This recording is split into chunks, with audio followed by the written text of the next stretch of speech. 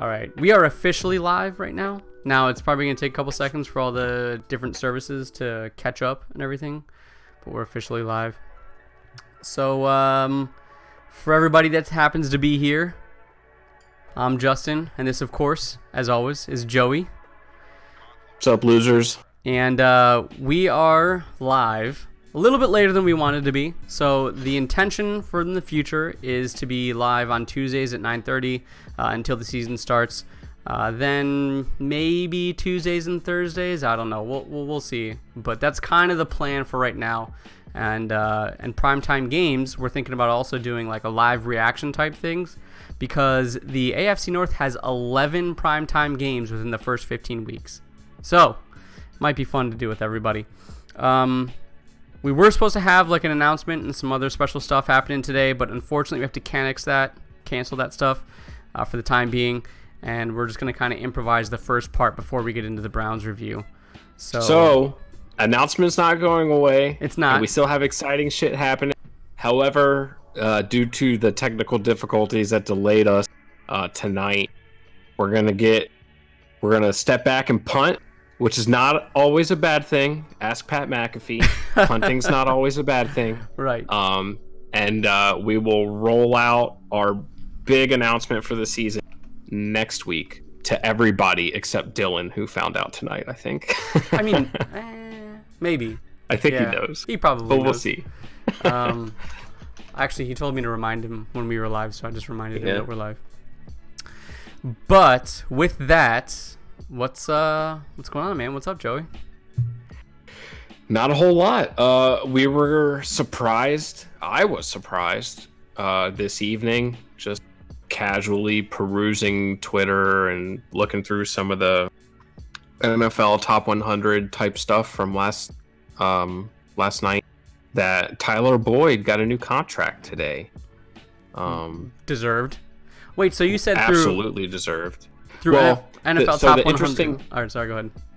The interesting thing with the Tyler Boyd, so Tyler Boyd got a 4-year, I think $43 million deal, which is obviously way better than the rookie deal that he was on. So it serves Tyler Boyd in that manner. However, it also serves the Bengals, because if Tyler Boyd keeps producing like he is, they just extended the window a little bit to allow themselves to say, like, look, man, you just got a new contract. So that kind of gives them a couple years if he turns into the Juju to AJ Green's Antonio Brown. It kind of fends off some of the possible contract drama that could come from that. Because if he turns into Juju, $11 million a year is a fucking steal for the Bengals. Yeah. I mean, that being said, obviously Juju had a much quicker start, but man, Tyler Boyd definitely kind of stepped into some pretty big shoes this past season. So yeah, I guess I would agree with that, with the idea of kind of jumping on the animal like as quick as you can, as early as you can, to get him kind of sealed into there, because Tyler Boyd, man, what a season last year. In my personal, professional opinion. But I think the Bengals and Bengals fans should be elated to have him as a part of their, or at least extended in their team. How many years was it? 4. 4 years? Oh, yeah. Geez. That's definitely a total win for them. So, yeah. What else? Well, you said it was NFL top 100. Did he make the top 100 or? So, yeah, they roll it out slowly. So there's like an hour-long show every night until I think the Hall of Fame game. So they only announced 100 through 91 last night. So he wasn't on that list. And considering that, I don't think he will be. Mm-hmm. I don't know. He seems like a guy who might be like a bubble guy. Yeah, it's one of those things, like, I think he should be, but he probably won't be. Like just straight up talking wide receiver duos across the entire NFL. I think the Bengals wide receiver duo of A.J. Green, Tyler Boyd, based off of last year's performance, is an absolute force to be reckoned with. So I think that he deserves that, but, I mean, you've listened to the Tomahawk Show, right? So you know that they kind of shrugged off how the NFL Top 100 happens. Did you listen to that episode or no? I actually, did they change their feed or anything like that? Have they had an episode since the draft episode? No, they haven't. Like the draft Yeah, no, they okay. mainly only do it during the regular season. Shout out to the Tomahawk Show, by the way. So, haven't listened to them since April. Yeah. I don't remember much. I listen to like 6 hours of podcasts a day. So, so last year they talked about how the NFL Top 100 works, and basically they're like, some random representative from the NFL like shoves a clipboard in front of your face and says, "Hey man, pick top 100 NFL," and you're like middle of practice, like in between stints and eating lunch, and you're just like, shink shink shink, like whatever, dude, like dudes that you've heard of, like you don't really think about it, which kind of like, I don't want to say null and void, but it is definitely a hit at the integrity of the top 100, in my opinion. So, to Tyler Boyd and Tyler Boyd fans, all right, he deserves it, in my opinion. That's just what I'm saying. I think he's on the cusp. Yeah, cusp at least. I mean, yeah, any of these lists, like, they're fun exercises, and it's something to talk about. I mean, it's just like Madden rating. We had Madden ratings last week for players to bitch about their ratings not being good enough, and then this week it's like fucking chip on your shoulder month. Like everybody's getting their chips on their shoulder for the season, like whoever's going to be disrespected by the NFL Top 100. And don't be fooled that it's presented by NFL Network. It's still just an arbitrary list, and it's fun. But yeah, I mean, I have no delusion that any of it's based in anything objective. Right. That's a good point. That being said, though, we will be talking about the NFL Top 100 in weeks to come. As subjective as it is, I think it'll still be something fun to kind of talk about to see where our players end up landing. Well, I guess we got one AFC North player last night in the first 10. TJ Watt, is that the right Watt brother? Yes. Yeah. So I had a big old brain fart. The TJ right massively impactful player JJ, on the defensive line. Yeah. Yeah. Came in at number 93, which I think is a nice little spot for his debut in the top 100. He's definitely got room to grow, but he's definitely an pass rusher. Yeah. Yeah. I remember last year your exact words were a liability.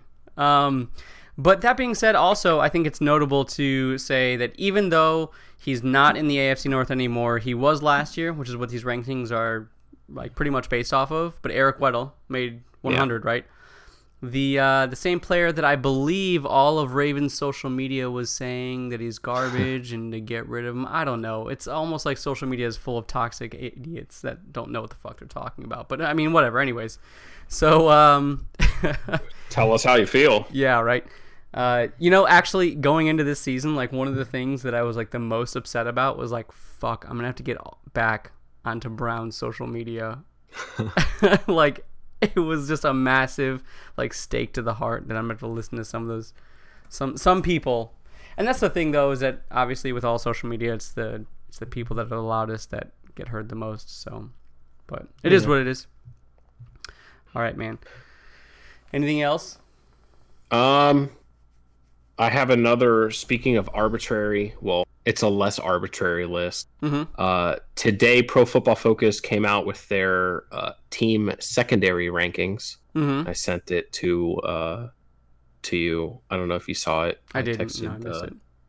the link to you. And number one in the league, according to Pro Football Focus, is your Pittsburgh Steelers. No, I'm just kidding. It's the Ravens. Really? Like, dang. Oh, I fucking based off cracked of myself last year, or no, it's an outlook for next season. Really? That's interesting. And they said the Ravens were already a top 5 secondary last season, and the rich got richer as they swapped out Eric Weddle for Earl Thomas. Right, but what about what's his name?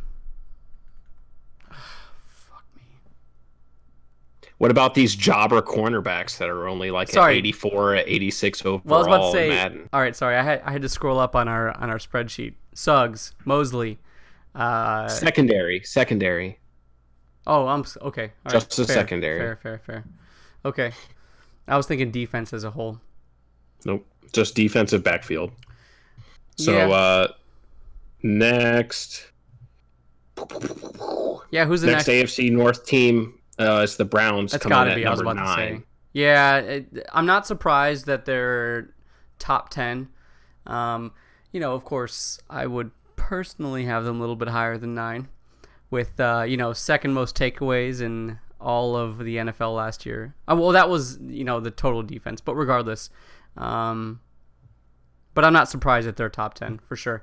I think that'll be interesting, and obviously, if anyone listened to us last season, they know that Joey and I at least are massive fans of like good defensive play, right? So the fact that we've got at least two defensive powerhouses in the AFC North should make this season pretty interesting. I don't know about you, man, but like all those turnovers and takeaways from the Browns last year, just besides being a Browns fan, was pretty exciting to watch. So I don't know. Yeah, I mean, good defense gets me going. Defense wins championships, right, Hoss? That's what they say. That's All what right. they say. All right, cool. Well, with that, let's move on to this week's preview, which is last year's / this year's, I guess, Cleveland Browns. Mm-hmm.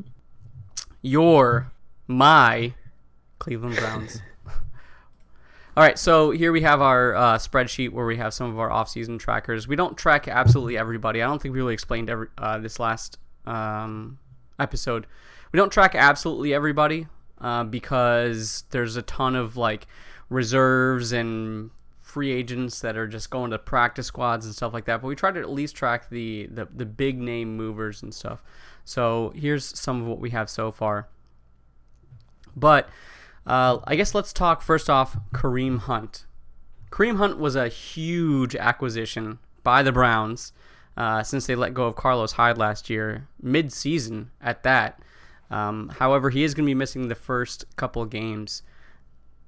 If you're keeping up with the city of Cleveland at all, Kareem Hunt also got into an altercation, aside from his original altercation, that was basically the dude just got into a fight at a bar, and it's really strange because I've been trying to keep up with it, trying to look out on it, and it's totally seemed like it's been swept under the rug. But as the NFL goes, keep an eye out.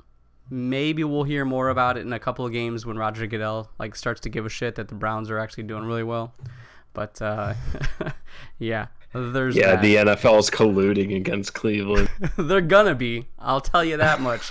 Mark my words. All right, they will be. Give it time. All right, cool. So what else? Big acquisitions. Sheldon Richardson. Sheldon Richardson's the next biggest. I mean, other than OBJ, that's an acquisition. It's in the next column over there. That's the big one. Right. He is the reason for the hype. The reunion between him and Jarvis Landry, the excitement about Baker, Chubb. I mean, you look up and down the depth chart, and I think especially now between Kareem Hunt, Sheldon Richardson, OBJ, Olivier Vernon, they're definitely the most balanced team in the division. Mm-hmm. And they have the highest ceiling. Have some concerns in the back end of the defense for the Browns still.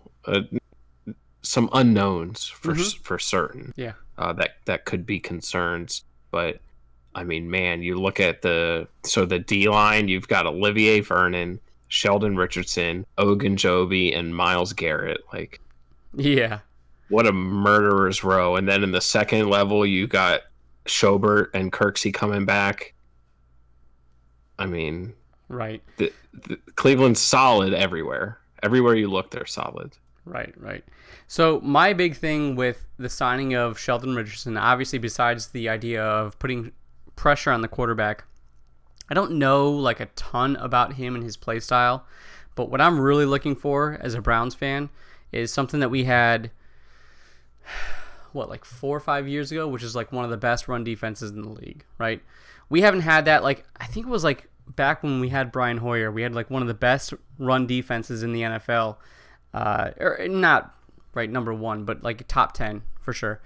And we lost that, and we've had one of the worst run defenses for the last couple of years. Even last year, when we were a pretty good defense, like I said, second in overall turnovers in the NFL, we still had a very poor run defense, and we got chopped up the middle a lot. So I'm hoping that someone that's a veteran and a former Pro Bowler like Sheldon Richardson is going to do or be able to solidify that run defense for us. So that's my hopes, at least, because once we can get that solidified, I think the linebackers can stop worrying so much about that and perform a little bit better. And then, of course, the backfield is just going to take them turnovers, man. They're just going to pick you off. So we'll see how that turns out. All right, so OBJ signed on. Obviously, Odell Beckham. If you haven't heard, you must be in a bubble / vacuum / like, I don't even know. But Odell Beckham. Jabril Peppers ended up leaving, as you can see. But do we see any tension forming as a result of the idea that you have Odell Beckham and Jarvis Landry on the same team? Do you think that'll cause any problems? I think if they didn't have a previous relationship, yes. These guys were splitting attention back in college at LSU. Mm-hmm. You know, they've played together. They know what it's like to be two premier pass catchers on a team where you only have so many attempts, especially these LSU teams. LSU is not a flashy, high-flying offense. Mm-hmm. Traditionally, you know, they do enjoy pounding the rock, and they do try to have a healthy run game. So it's not like they were like a Texas Tech with Pat Mahomes, or even Baker in Oklahoma, where it's not unusual for the quarterback to have 60 attempts in a game. Mm-hmm. Where there's plenty to go around for everybody. I think these guys, at least for now, they seem like their relationship is good enough that, you know, if they take turns in the spotlight and Odell has 3 catches for 39 yards and Jarvis goes off in a game, that I don't think it will be a problem as long as they're winning. Right. Yeah. And once you start throwing losing into that formula, all bets are off. Right. Yeah, I could see that because the fact that they're boys, right? I mean, like the almost sexual tension in the press conference when Odell Beckham and Jarvis Landry were together talking about how excited they were to play with each other again was pretty good. So I'm hoping that having like 2 big star receivers on the same team isn't going to cause any friction because they're, you know, supposedly, you know, fucking besties, right? They got bracelets with each other's names on it or something. I don't know, right? But just because it was sexual for you doesn't mean it was sexual. Let me tell you about how sexual it was for me. Just ask. Never mind. Anyways, so as a result, we lost Jabril Peppers, you know, and more specifically with Olivier Vernon, we also lost Zeitler, Kevin Zeitler, which brings me to my big concern, I would say, with the Browns. So losing Jabril Peppers, I really like Jabril Peppers, but I still think the backfield's going to be plenty fine. Maybe some depth issues, but we'll see how that kind of turns out. It's still too early to tell. But as far as losing Zeitler, man, I think the Browns' offensive line made a huge leap forward last year, and the fact that they lost Zeitler, they lost a little bit of depth by getting rid of Desmond Harrison, who was supposed to be... I mean, he was... In the early season, he was doing very poorly, obviously, and a lot of his problem was penalties, but he was still at least protecting Baker. I'm wondering and worrying about how the offensive line is. Now, to my understanding, Baker Mayfield was a very elusive quarterback in college, again, not being a big college guy. So Do you think that Baker, if the offensive line takes a step backwards, do you think Baker will still be able to perform under heavy pressure? And do you think he'll still be elusive as a quarterback with the NFL type talent? I think he can absolutely perform under pressure. And I think he's elusive enough. I think he's one of these guys who he's not fast, and he's not even necessarily quick, but he is good with his feet. And he's confident, he's decisive, and that is going to help him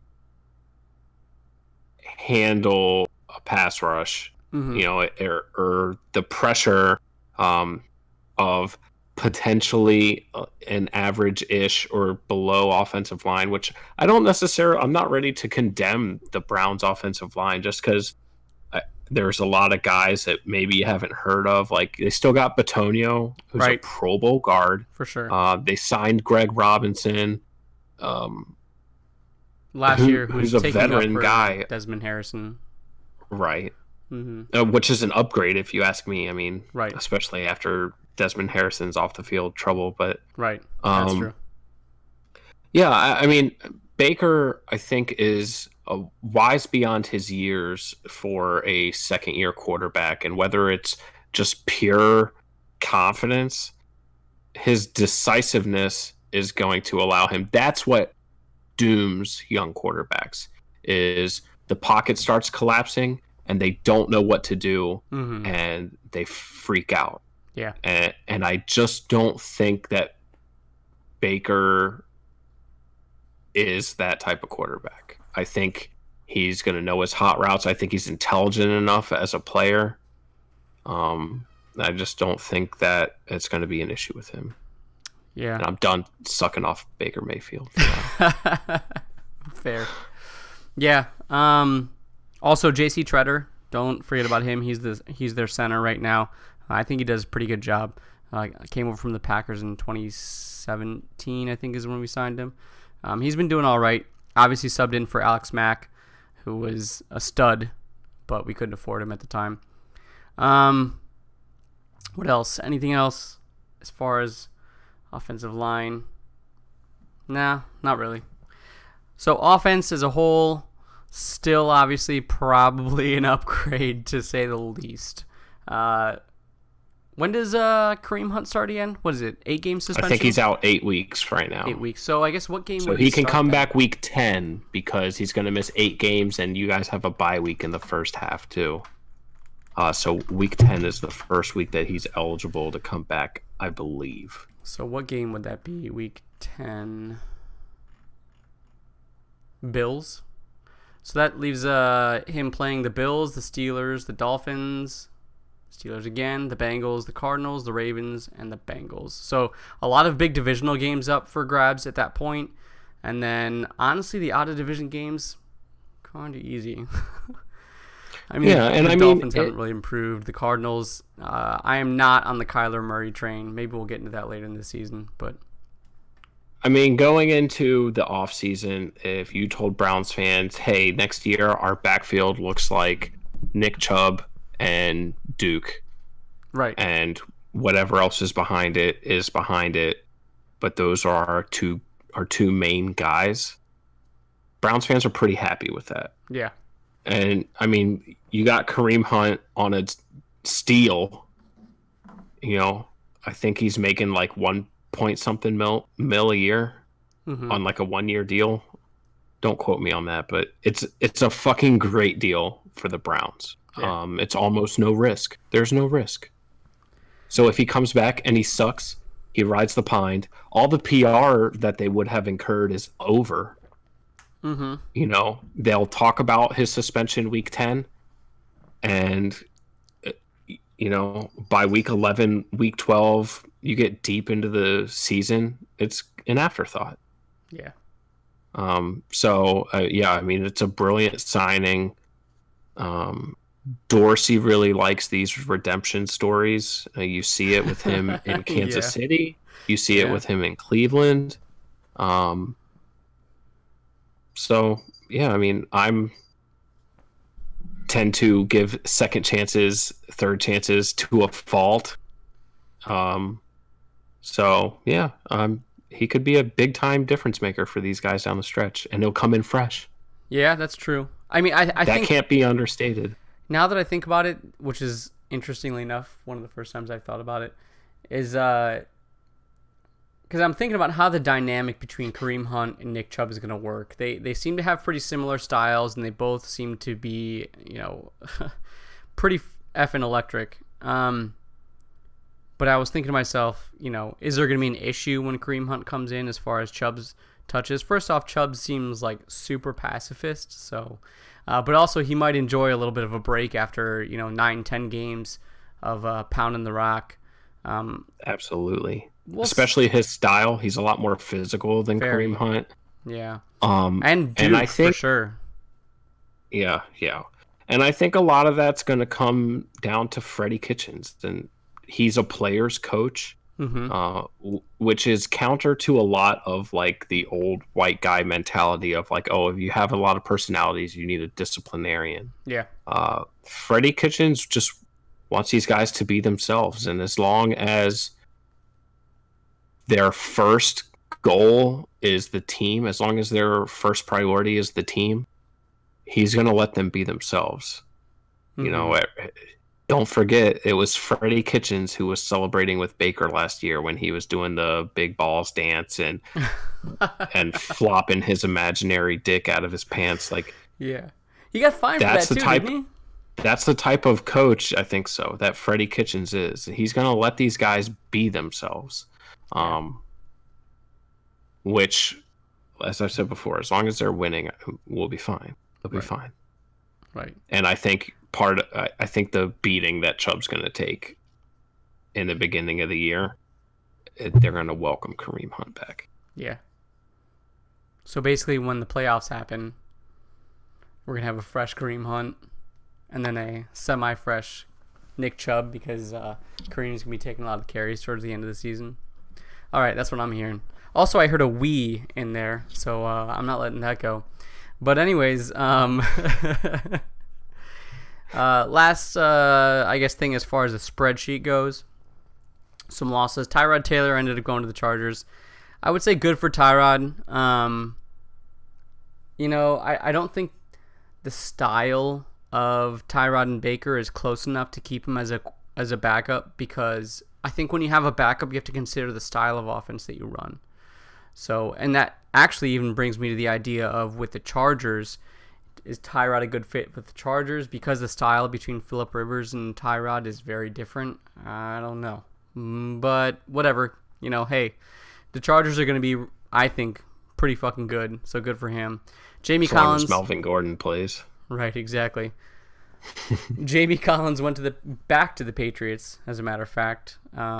Will they make it to the Super Bowl this year? We'll leave it up to Dylan to tell us later on in the season. And then Darren Fells went to the Texans. I actually kind of am...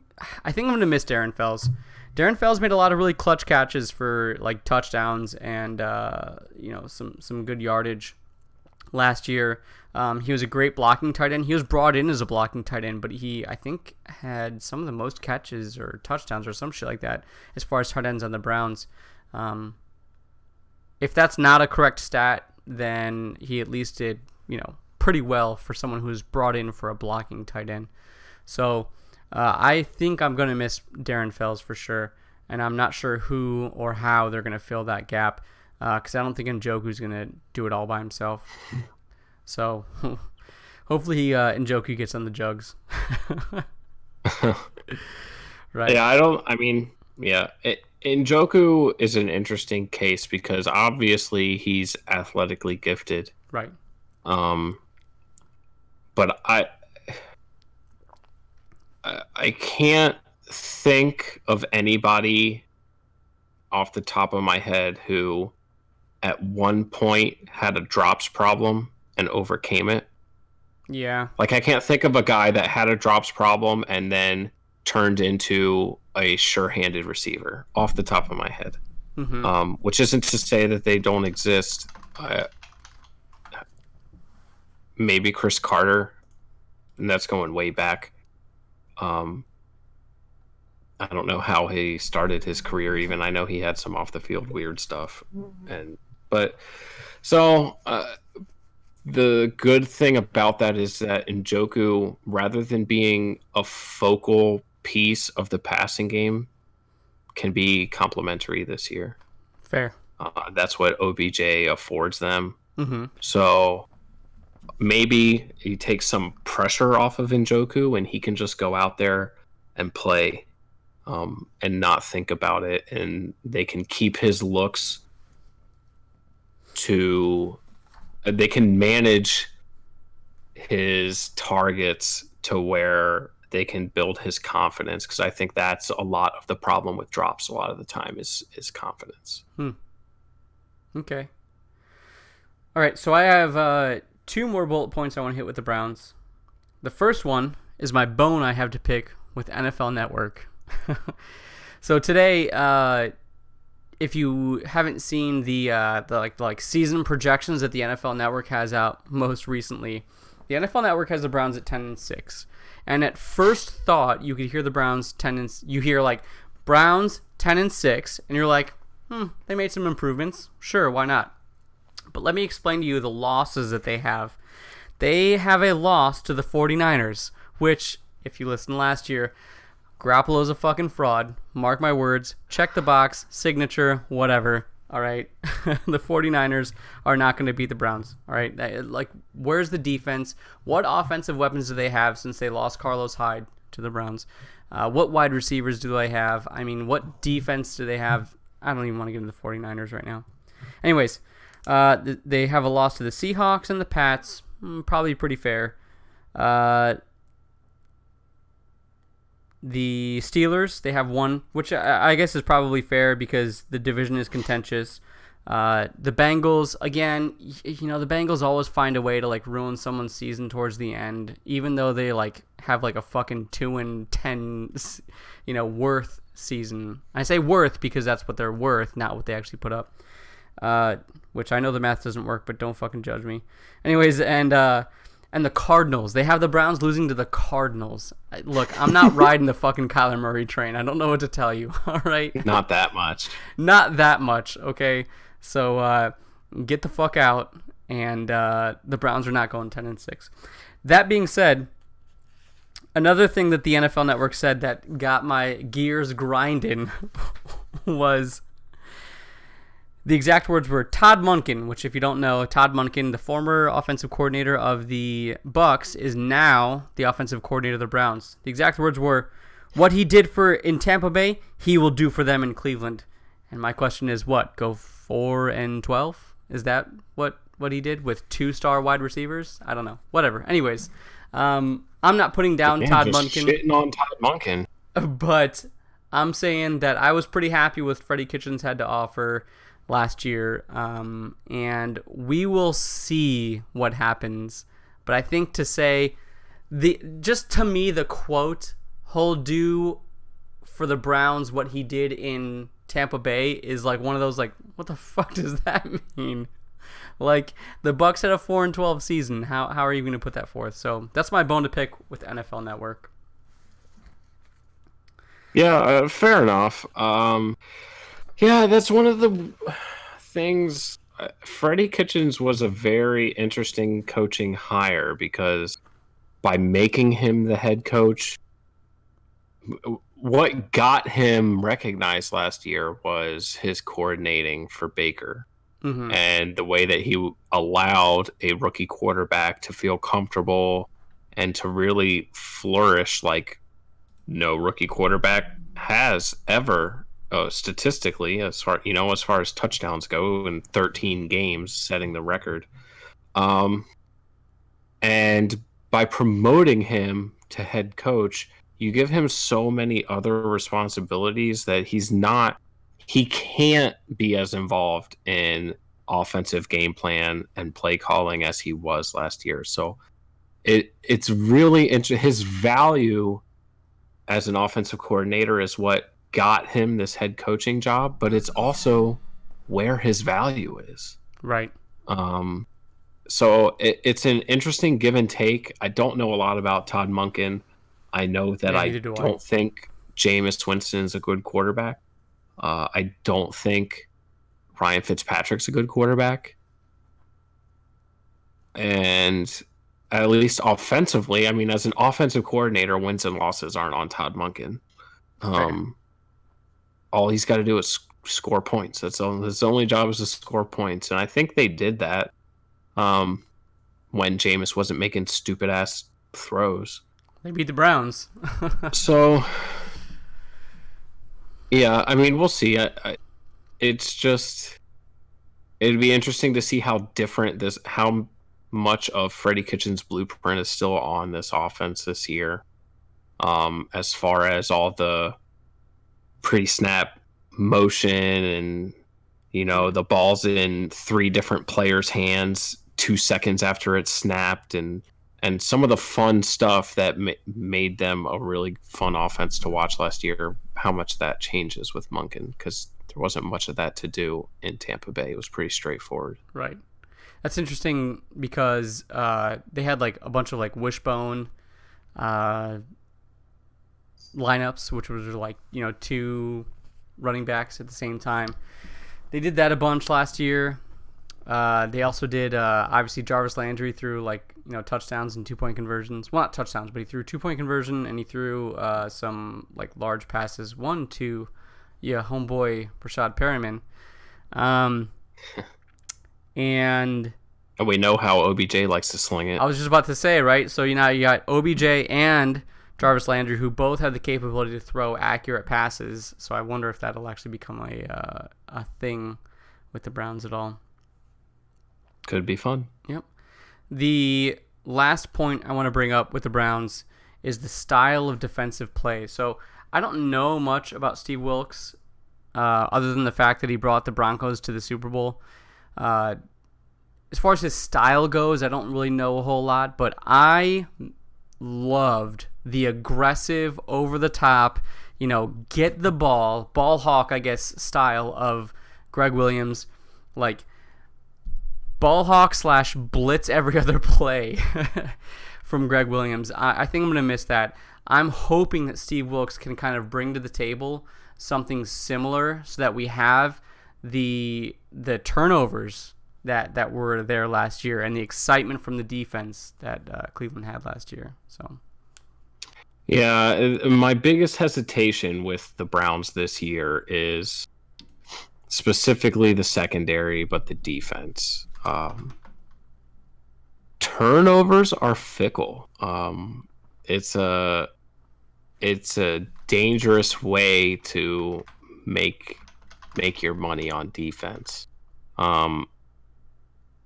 Because of the luck involved in turnovers. And yeah, I mean, some of it you can plan, and adjust some, and you can adjust your play style for turnovers, but the back end of the secondary is still pretty unproven. Denzel Ward, obviously he's good. Do I think that he's amazing? Not yet. Greedy Williams is an absolute unknown as a rookie. I think Demarius Randall is a little bit overrated. I just think that Morgan Burnett was just on a Pittsburgh secondary that was an absolute atrocity last year and came over as a free agent to Cleveland. So the turnover thing, as much as you can say, oh, this defense was really good, and you look at all these turnovers, the turnovers can go away just like that.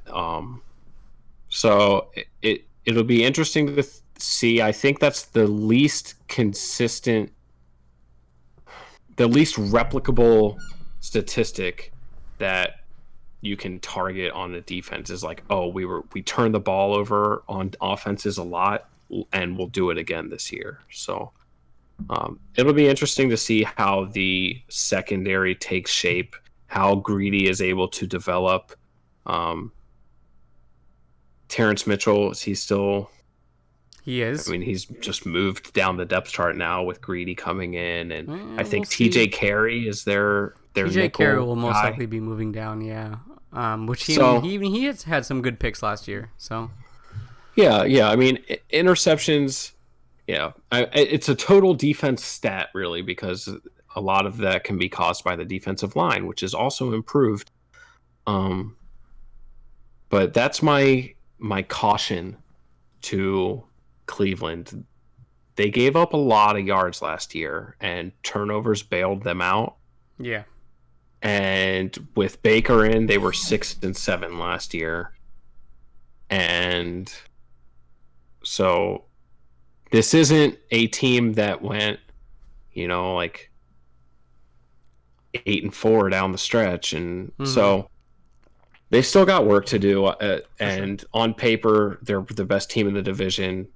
But the defense, the back end of the defense worries me the most. Yeah, I guess I could see that. With me personally, I would say, which actually will kind of be a decent, I guess, segue into my next comment on the Browns, would be the linebackers, I guess, maybe. Kirksey and Schobert don't typically share the field at the same time. Sometimes they do. But, everyone has this, like, huge knack against Schobert, on his, like, tackling ability and stuff. But we'll get into that later. I mean, didn't he led the team in tackles? I know, man. I'm telling you, like, the biggest complaint that the Browns fans have on the Browns defense amongst anybody is, like, Joe Schobert.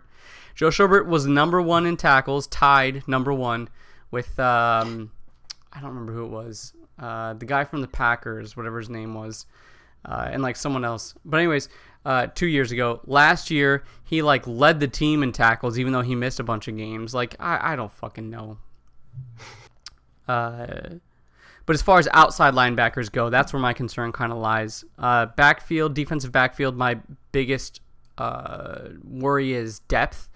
And then as far as defensive line, I have like little to no worries whatsoever. So defensive backs, depth, defensive line, no real worries. Linebackers, I guess outside linebacker is where I have concerns, not necessarily middle. But Jannard Avery is one of the outside linebackers. So I just wanted to highlight real quick my picks, at least for people to look out for during the offseason and also during the preseason, which we will talk more in detail during the preseason when we have our hashtag make the preseason interesting again, when we kick that back off. But personally, I think for the Browns, 3 guys to look out for. Number 1, Jannard Avery. Why Jannard Avery? Really couldn't tell you other than the fact that like my cousin and my uncle are like really hard up on Jannard Avery, and I really respect their opinion when it comes to football. And they really think that Jannard Avery has like the ability to be like the next Von Miller, even though they don't really necessarily play like the same position, but whatever. But the other one is Zettel, actually, Anthony Zettel. He's listed as like I think 3rd on the depth chart now to Myles Garrett. Whereas last year, I think he was 2nd to Myles Garrett. But he had some really big plays. He started with Detroit, moved over to Cleveland, had some really interesting and big plays when he subbed in for Myles Garrett.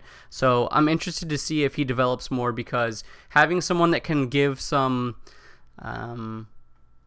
alleviate the pressure off of Myles Garrett and give him some rest every now and then is going to be huge. So if Zettel can continue to develop, that'll be big going into his 3rd years.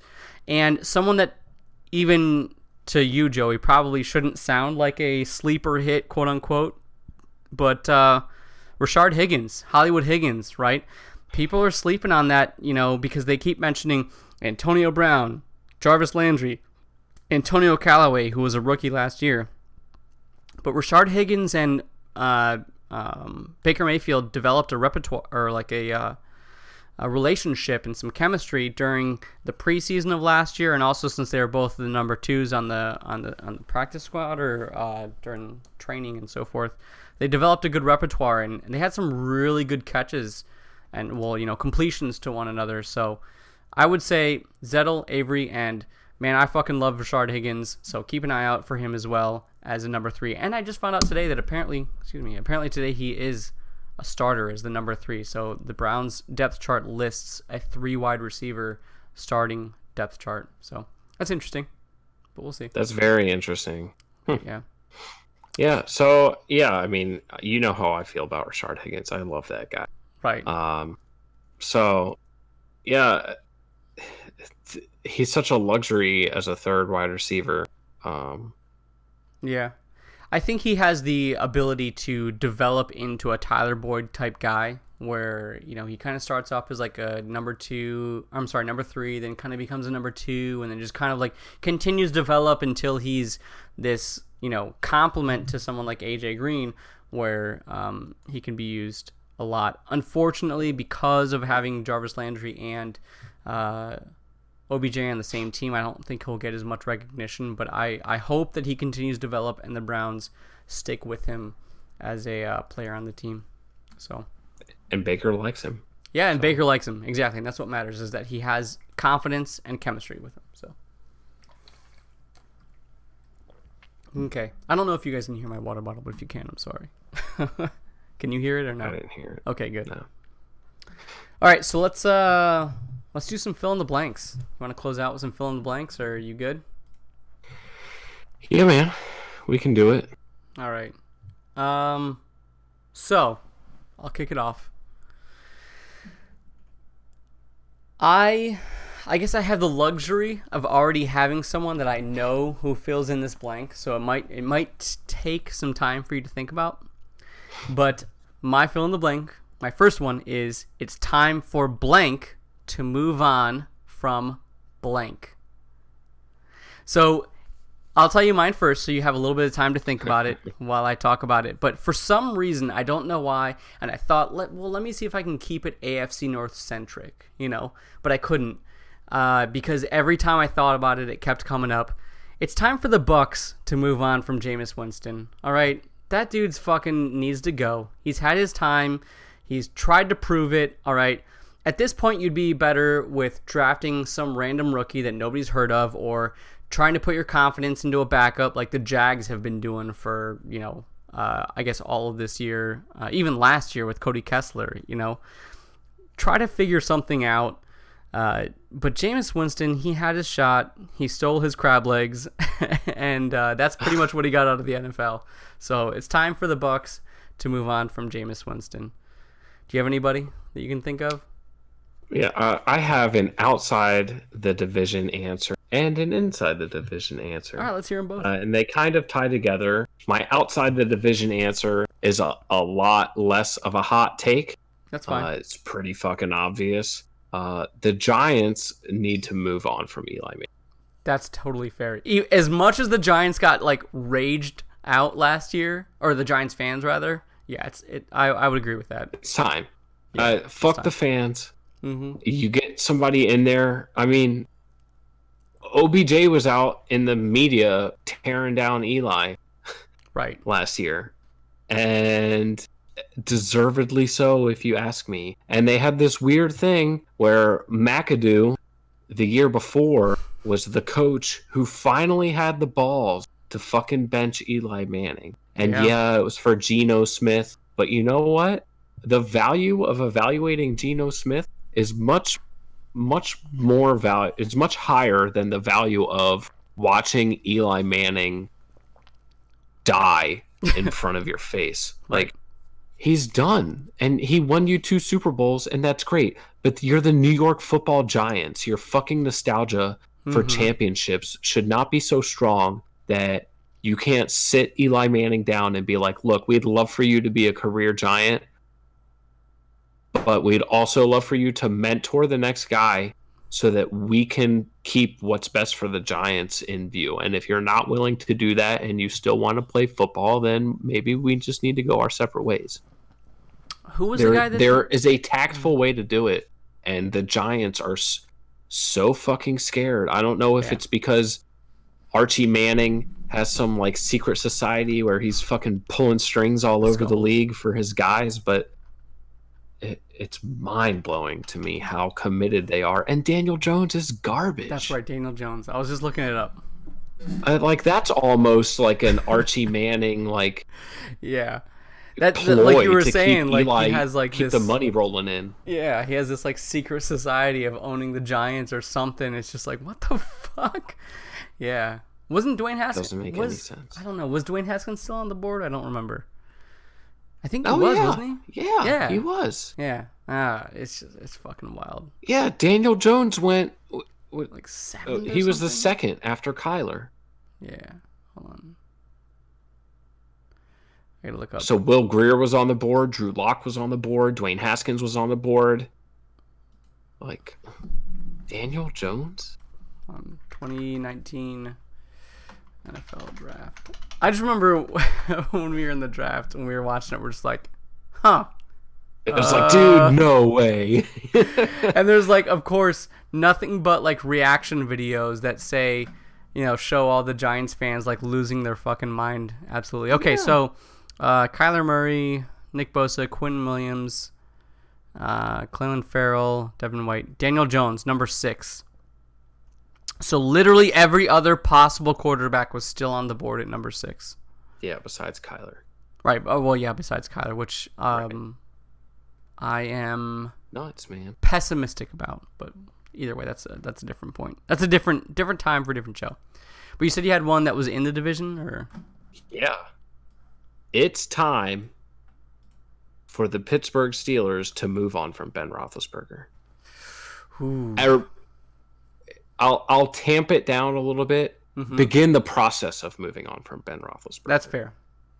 You drafted Mason Rudolph last year, and Josh Dobbs is still your backup. Mm-hmm. Like I don't know if they're waiting, a la the Giants, like waiting for the wheels to totally fall off. Mm-hmm. But the signs have been there for a little bit, and I think the exceptional talent at the skill position has been hiding some of Ben's decline. Mm-hmm. And I think this year we're going to get it a little more. Your top offensive weapons are Juju, James Conner, and then the drop-off is steep. Yeah, it's like Ryan James Switzer, Washington, Dante Moncrief, yeah, Vance McDonald. yeah, You know how I feel about him. yeah. And so, yeah, man, I mean, he plays behind probably the best offensive line in the division, which for sure. is opposite of Eli, Yeah, who plays behind maybe the worst offensive line in the league last year, second to the Cardinals maybe. But, yeah, I think that Pittsburgh, for the second offseason in a row now, has missed out on being able to do what good teams have the luxury of doing, which is look ahead a couple years and groom the next guy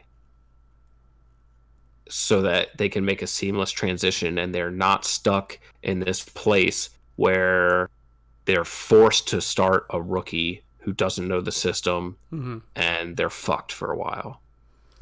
And I think that's where they're going to be headed. yeah. Also, just centered around the fact that Ben Roethlisberger keeps talking about retiring, which is not good for either the franchise or the locker room. Supposedly the reason why both Le'Veon and Antonio Brown had their contention for the Steelers was because of the lack of accountability towards specific players like Ben Roethlisberger. So I think that's hot take, yes. However, I'm leaning towards I agree with you. At least towards the idea of starting to move towards finding the next guy and seeing what they can do and who it could be, for sure. That's interesting.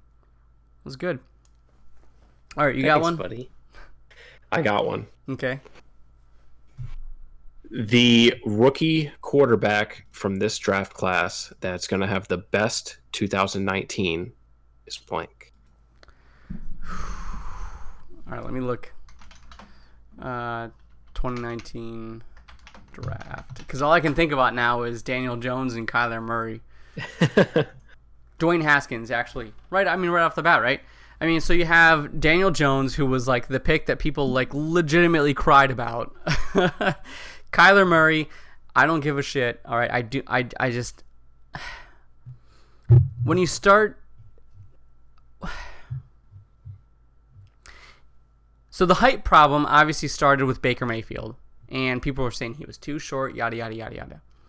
But he proved obviously to be the exception, right? And when I say that, I really mean it. I mean the exception, right? Kyler Murray, his height came in at 5'10", which, I mean, apparently there's like NFL analysts that were like, "Yo, I'm 5'8", and that dude's shorter than I am." All right, so I don't know what they fucking filled his socks with, but whatever.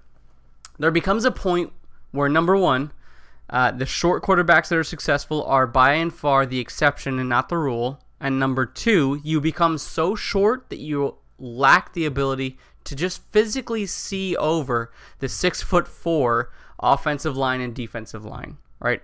All they have to do is just stand up. Even if they're getting pushed back, stand up and you can't even see them. All right, so, but again, we'll talk more Kyler Murray since the AFC North plays them later in the season. Daniel Jones, don't know much about, which is probably also why the Giants fans cried when he came in. So I would say the Redskins probably Dwayne Haskins. Now, the Redskins have a lot of other problems on their plate besides just finding a successful quarterback. But I would say Dwayne Haskins, I guess. Let me see. I'm just looking at round one right now. Let's see round two real quick. I'll bring it over onto this. Yeah, you got Drew Lock. Who's the homie from West Virginia? Greer, Will Greer. I don't know where he went. Looking for QB. I don't even see a quarterback in the second round. So, yeah, I mean, past that, let's see, third round.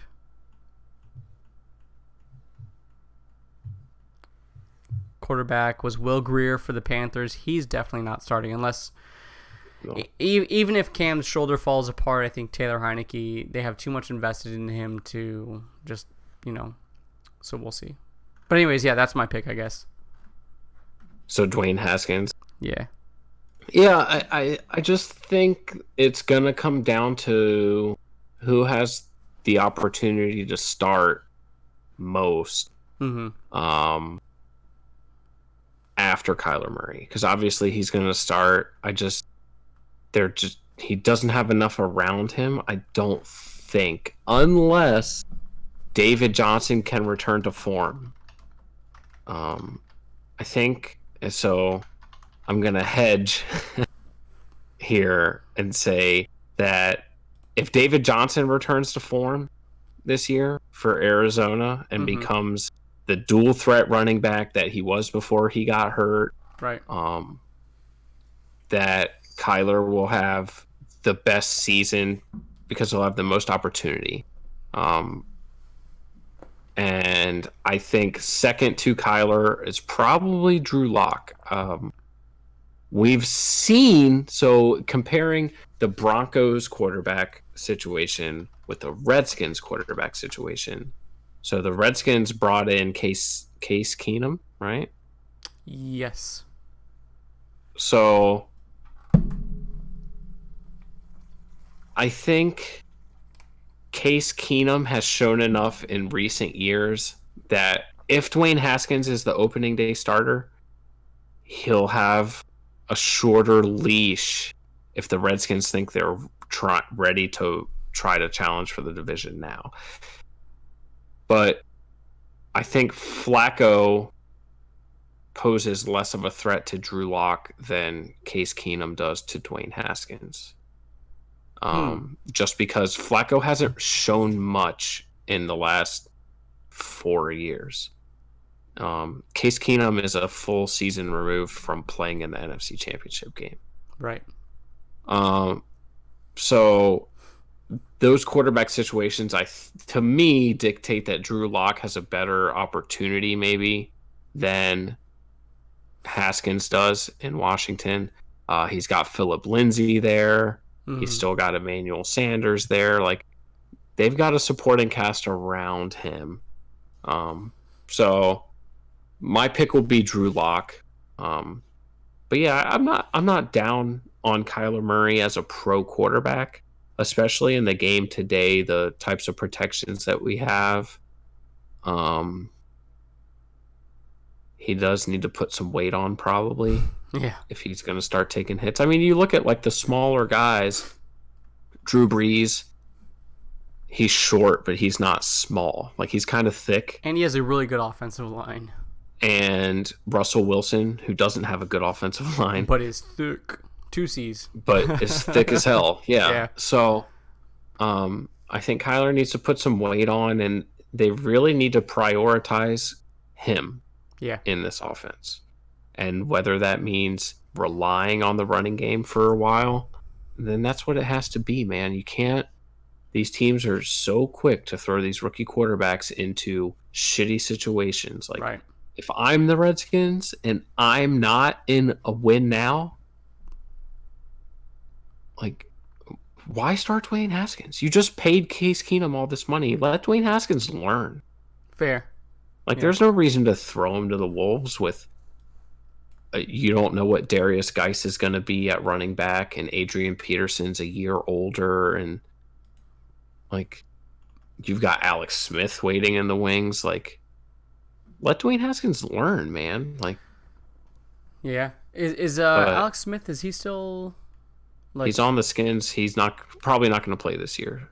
Okay. Because he broke his leg.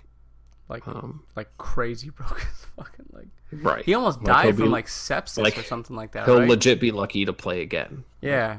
If it was 30 years ago, he would never play again. Right. Just because of medical stuff. So. Right.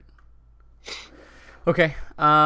So that brings me to my next fill in the blank, which is blank will not make the playoffs again this year.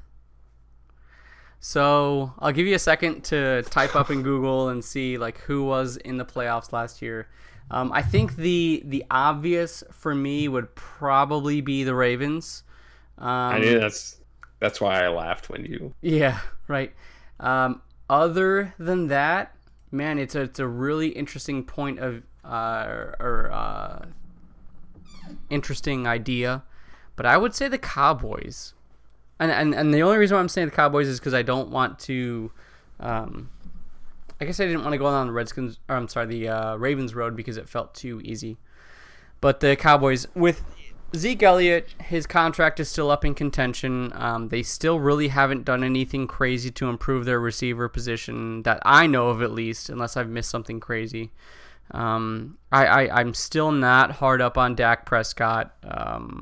I still hate every Cowboys fan there is, so I'm going to say the Cowboys will not make the playoffs again this year. So, looking at some of these playoff teams. I mean, you could pick the Redskins. I'm sorry, I keep saying Redskins, it's the R. Ravens. You could say the Ravens if you want. I that would have been my pick. I'm not going to do that. But I'm not going to do that. We're only here for the hot takes. I'm gonna give a hot-ish take. I think the Chicago Bears. Ooh. I think they caught lightning in a bottle on defense last year, and I just don't trust Mitchell Trubisky. I don't trust him. Yeah, I mean that's what it comes down to for me. Their defense is good. I am not convinced. I put Mitchell Trubisky right now in the same group as Ryan Tannehill 3 years into his career, Blake Bortles 3 years into his career. Like, yeah, maybe the potential's there, but he hasn't shown anything to show me that he can be a regular, even average starter in the NFL. He still has games where he runs for more yards than he throws for. And he's not like a running quarterback. He's not Lamar Jackson. Right. Lamar Jackson is the only quarterback in the league, in my opinion, that gets a pass for running for more yards than he throws for. Yeah. And when he's when he's entering year 3, I mean, I don't think Cam gets that pass anymore. That's what I'm saying is Lamar has to develop. Like last year, okay. Like this year, maybe. If Lamar Jackson is still doing that in games in year 3, like close the fucking book, man. It's just not meant to be. Fair. So that's gonna be my pick, the Chicago Bears. Yeah, so that was actually something I was looking at as well. Um, Also the Seahawks, but we'll see. But yeah, I was looking at the Bears as well because yeah, maybe you're right. Mitchell Trubisky has not Mitchell the Bitchel didn't really progress enough, I think, between his freshman and sophomore year in the NFL to show if he's gonna be like the guy per se. Hey man, stranger things have happened. Maybe his junior year will be better than both of his other two, but I don't think that's too hot of a take. The Bears didn't do anything for the quarterback position, I don't think either. So, yeah, that's probably he's their guy. valid. Yeah, he's their guy. Cool. So yeah, which breaks my heart, man, because I love a good dominant defense and yeah, up front. Whew, they're all fucking around. filthy. Jeez, yeah. Yeah, they're fantastic. But man, like that playoff loss, I think was eye-opening for a lot of people. Yeah. All right, do you have another fill in the blank? Last one. Close it out. I sure do. All right. The running back position in today's NFL is blank. So I don't know if I could fill it in with like one word. Okay. Let's say is changed.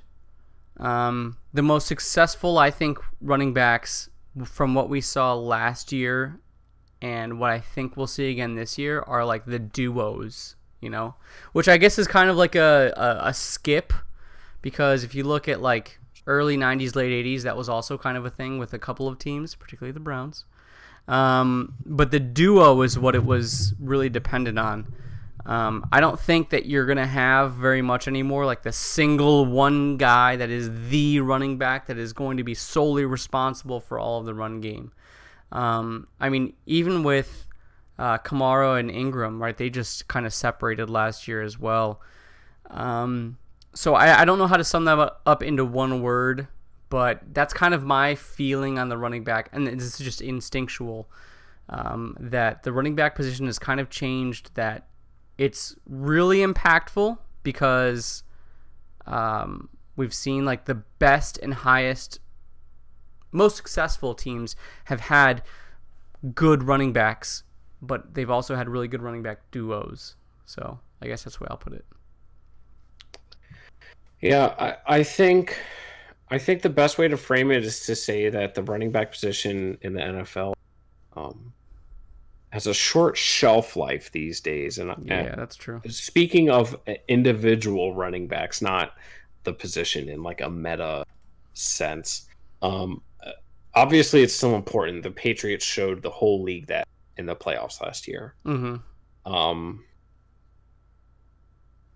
But the Patriots are also a team who, in the past, have just used that short pass game as a replacement for a capable running game.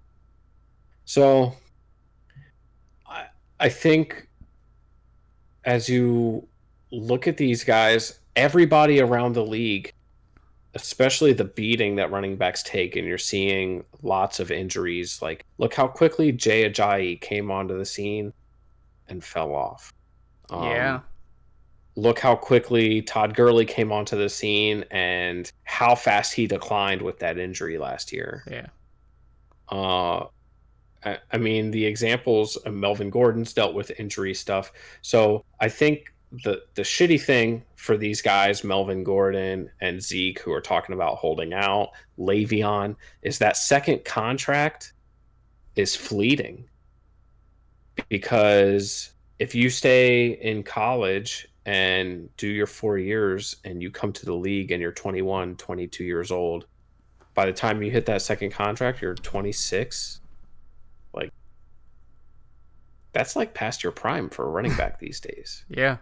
Like, how many guys on their second deal? And we'll see what Le'Veon does, right? And Zeke's talking about his second deal. He came out early, so he's like 23. So I think he's kind of an aberration.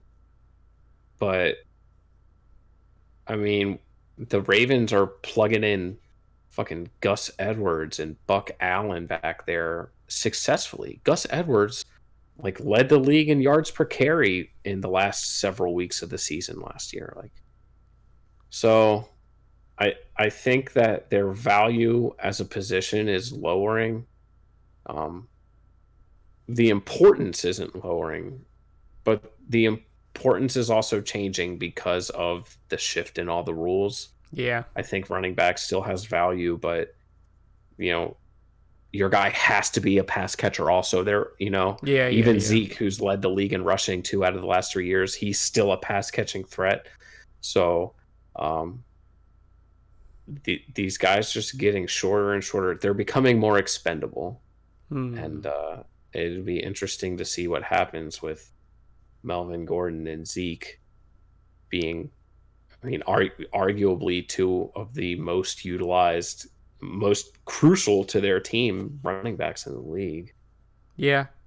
And maybe that's to support my perspective.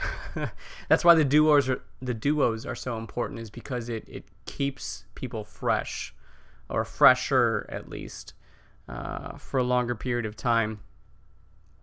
But yeah, I would agree. It's interesting because, yeah, like you were saying, also the rule changes have really been focused around wide receivers, right? People want to see the bomb, the 60-yard throw, the 50-yard touchdown pass, whatever, right? That's what people want to see. So of course the NFL is going to kind of tailor its rules to kind of specifically, keep the ratings up and whatever, which, I'm not crazy about, but I can't blame them for, because as a business model, they're just trying to do what they can to keep their business alive. So, but yeah, it's an interesting perspective. We'll see if that thing changes this year or not.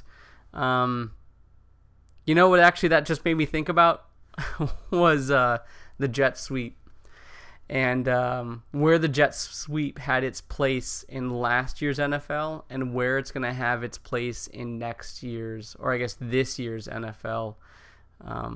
It's like everybody's had that fucking jet sweep play, like every fucking game. Yeah. So I don't know. Maybe we'll shelf that for a later discussion or something. Like what's going to be the next jet sweep, right? I don't know. Yeah, it's funny. The University of Maryland's offense last year was like jet sweep action on like 80% of their plays. Yeah, and they stink, but that's besides the point. All right. Well, I think that's more than enough for this episode. So next episode, we're going to do the Where Are They Now, which was extended to the Who Am I / Where Are They Now. Based on a bunch of I don't know, I got overzealous, I guess, with the Where Are They Now, and I thought that would be kind of fun. So we'll see. Maybe you can play along. We're also going to do the Steelers and probably have Steelers chat on to talk about the Steelers. We're still going to do our announcement next week. Also, the upcoming Hall of Fame games. So we're going to talk about Hall of Fame picks and maybe snubs, whatever. And if we have time, we might do some more fill in the blanks. So that's what you guys will look forward to next week. But for the time being, if you have some fill in the blanks that you think we maybe missed out on, or you have some better fill in the blanks, comment, leave it in Facebook, Twitch, YouTube, whatever your favorite medium is.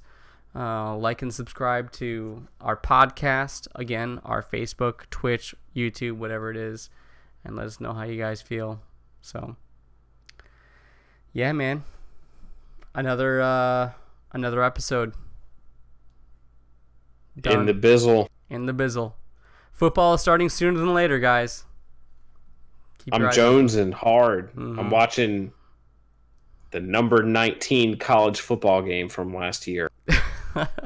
Ohio State and TCU. And as you can see, I'm wearing the commemorative 2018 Cleveland Browns season jersey. Commemorative. What makes it commemorative? The fact that I fucking said so. No. All right, guys, take it easy. See you again next week, Tuesday, probably around 9:30 in the evening, barring any technical difficulties. But yeah, live stream. Check us out. We're not going to string out this live announcement all year just to make you guys tune in.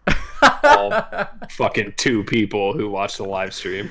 Yeah, absolutely. Hey, we had 5 at one point, just so you know. So did we? Yeah. So all right, take it easy, everybody. Later, guys.